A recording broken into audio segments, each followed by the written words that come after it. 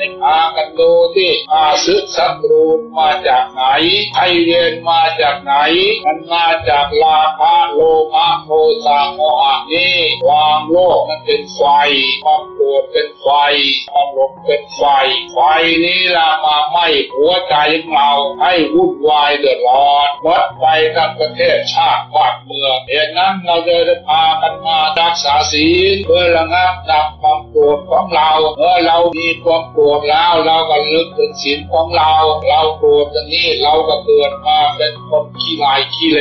เป็นคนทุกข์คนจนเป็นคนไข้คนว่าเมื่อเป็นเช่นนี้เราก็ละได้ความโกรธของเราเมื่อโกรธโมโหโทโสขึ้นแล้วเกิดภาพวันลันแทนกันที่มันเป็นอย่างนี้เรารักษาศีลรักษากายรักษาวาจาใจของเราเรียบร้อยเราไม่ทำโทษน้อยใหญ่ทางกายทางใจแล้วเกิดไม่ได้พบในชาติไหนเราก็เป็นคนเรียบร้อยให้เบียดเบียนซึ่งกันและกันนี่ให้เข้าใจไว้พวกเราทั้งหลาย